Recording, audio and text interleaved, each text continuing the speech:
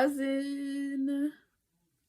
What's up? What's up? What's up? What is up? I'm your favorite cousin, but are you mine? If not, hit the like button.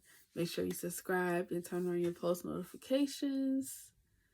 Join the fam. So, today's topic of Inquiring Minds, Chicago edition, is Anjanette Young. She's this older woman who last year in 2019, almost 2 years ago actually, it was the beginning of 2019, the police had a warrant to raid a house, and they raided the wrong house. And actually the person who they were looking for, they already had tabs on him because he had an ankle monitor and had already been through the court system or whatever. So it was a really big mistake. Same thing happened to Rayana Taylor. Unfortunately, she is not here with us today. So this is the same predicament. They raided the wrong house, apartment, and you don't see anything happen after that. They just say, "Oh, my bad." I saw clips of the video from body cam footage, and it was just horrible to watch. It was hard to watch. So she's basically standing there. She was naked, completely naked the whole time, with men just roaming through her house, turning everything upside down, and she was screaming like, you got the wrong house, like nobody lives here but me, completely naked. And that really bothered me because it's like, this is a person. In one clip I saw a woman, police officer, just standing there. She didn't do it. Like, as a woman, like, you have another woman who's standing here completely naked in a room full of men that are turning her house upside down, and you as a woman do not connect to her.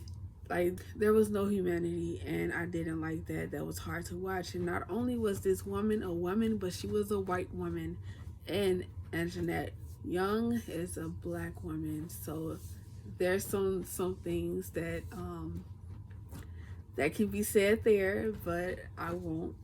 You get where I'm going. If you don't, keep watching. So finally somebody thought to like put something over her, but it was hanging off, and then they put a blanket on her, but she was still like there naked and exposed. Finally somebody figured out like this is the wrong apartment, and somebody actually said that while standing in her kitchen, like, this is the wrong fucking apartment.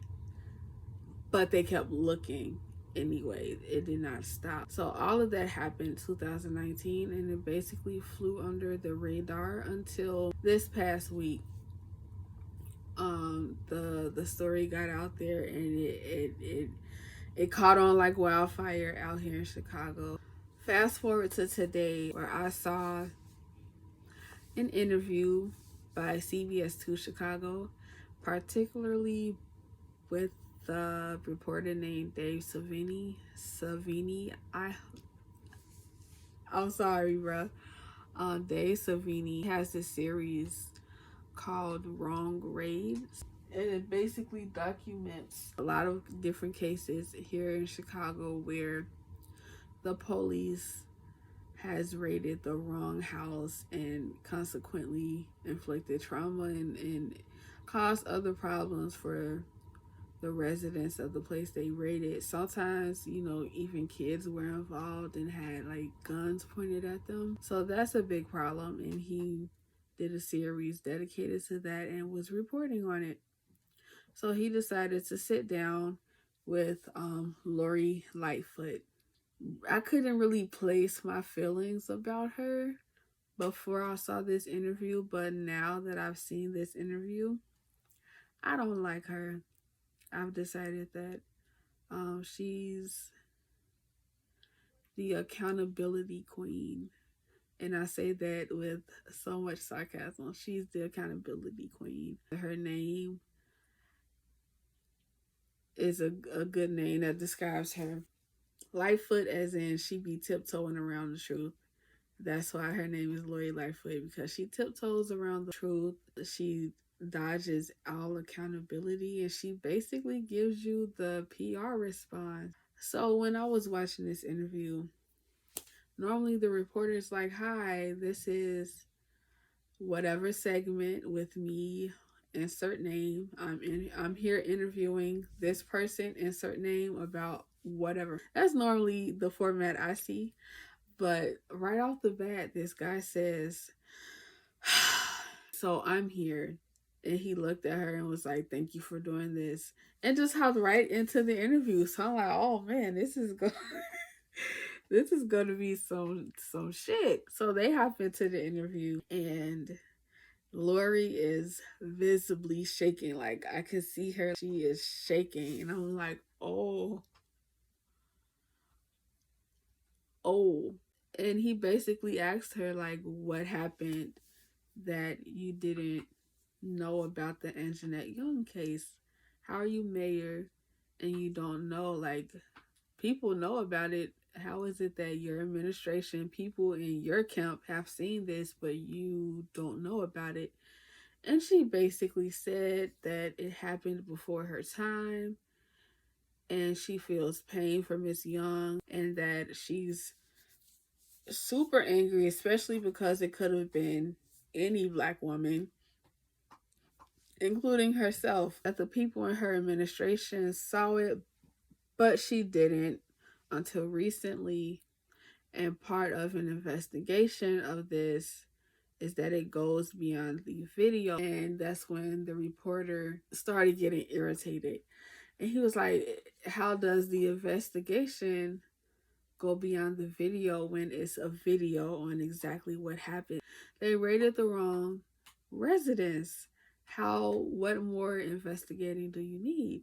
He was basically asking her, and she was like, "Well, I need to know what mindset they had when they put the warrant out and when they went up to the residence, blah, blah, blah."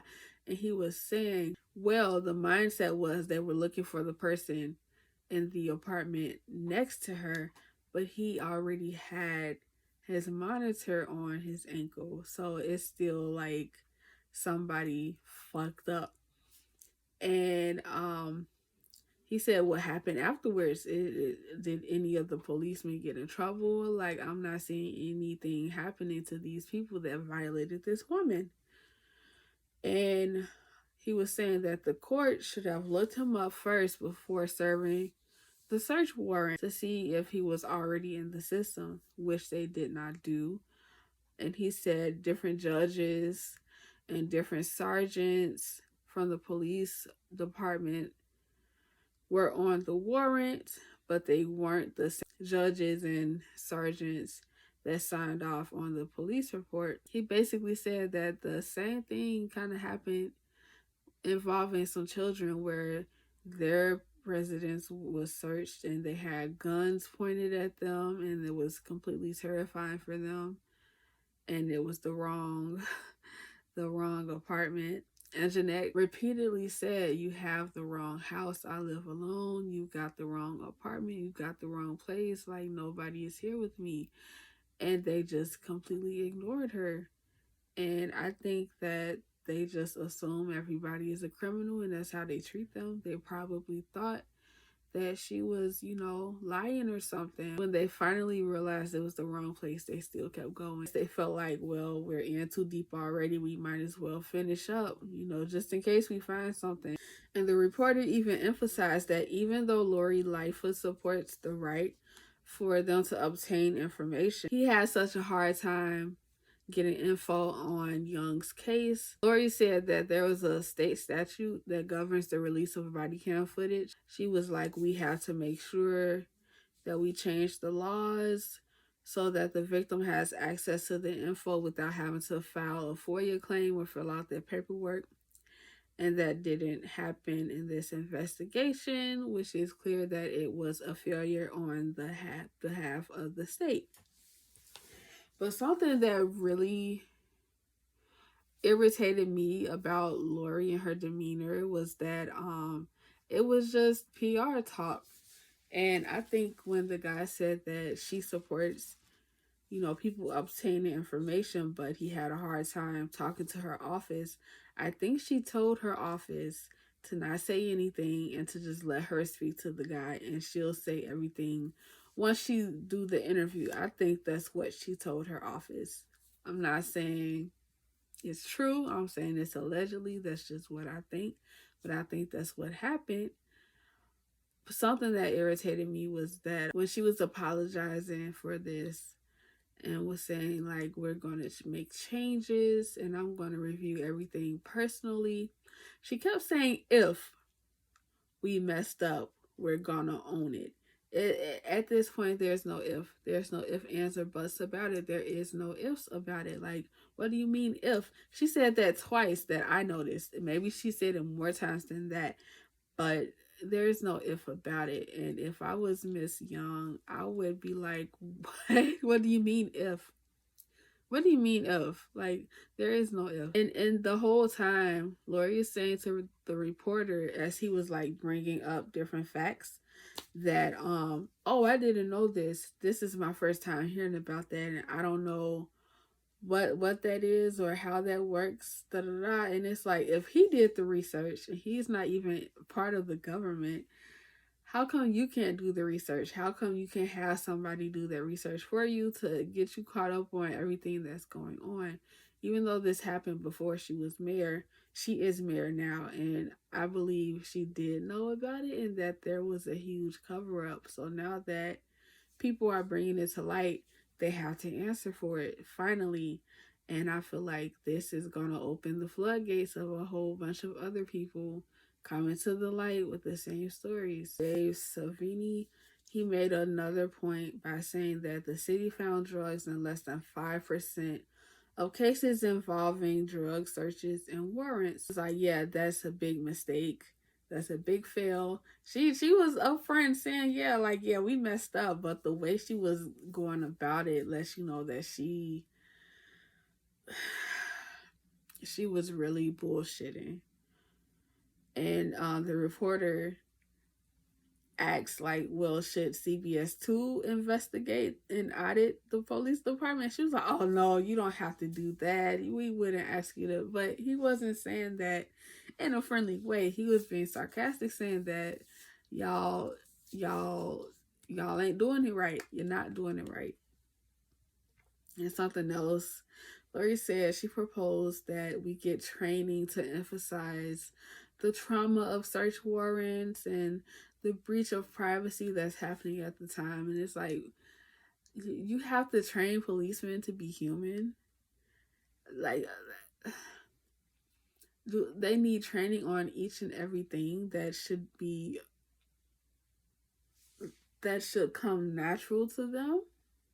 That right there in itself is like, well, damn, how much do they need to be trained on? It's common sense, like, oh, we got this lady standing naked in a room full of men, like, cover her up. She's handcuffed. She's not going to do anything. So, like, that was bull to me. So then the reporter asked her what else can be improved on afterwards, like, because nothing seems to be happening to the officers involved. And Lori says, I'll say it again, there must be accountability. She said that so many times. So many times. Like, there must be accountability. COPA's going to investigate. COPA is the Committee of Police Accountability, I guess. Committee of Police Accountability. Hey, if that ain't the exact name, that's my name for it. So that's what they do whenever something happens that's officer involved. They investigate, and I think there's a liaison between the community and the police, and somebody in between investigates and mediates. I believe so. That's how that works, I think.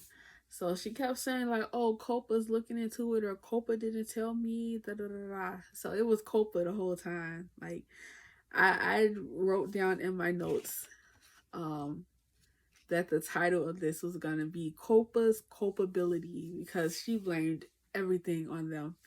Anyway, So she was like, I'll say it again. There must be accountability. And this is the part of the interview where the reporter just said it. He just lost it. He was like, but it's been 2 years. Like, he was getting excited and everything. And Lori was like, there must be accountability and there will be accountability.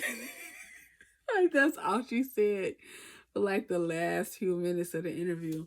And he was like, well, how long do we have to wait? And she was like, I don't think 2 years is appropriate.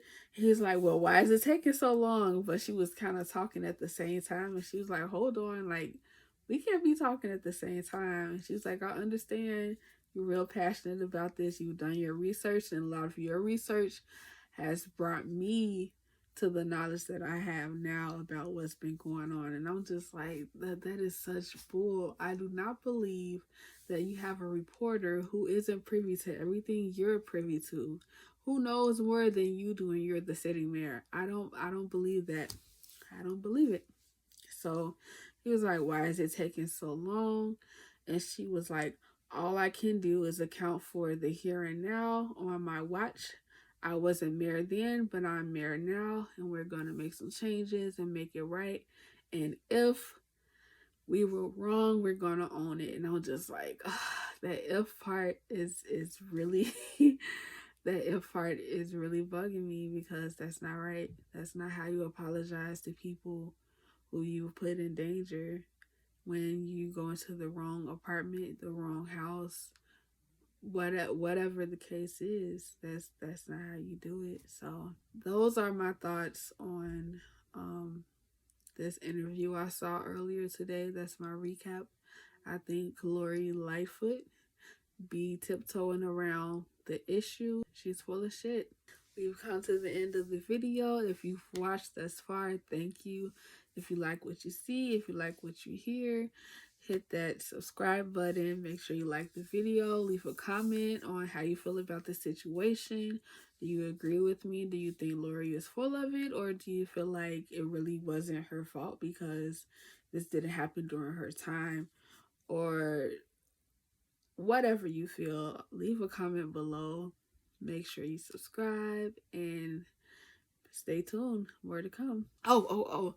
You can check the description box for a link to the video that I watched, the interview. You can watch it yourself.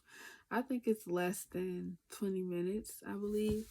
If not less than, it's like maybe 21 minutes. But it's a good interview to see for yourself and judge for yourself what you think about the whole situation. Again, I will leave a link to the video in my descriptions, also along with all my social media. If you would like to follow me, go ahead and follow me on all of those, and shoot me a message and let me know, like, hey, YouTube sent me here or something like that. That would be nice to know, like, if I'm reaching people or not. But yeah, again, thank you for watching, and until next time. I'm not perfect, just a person. I'm all like you.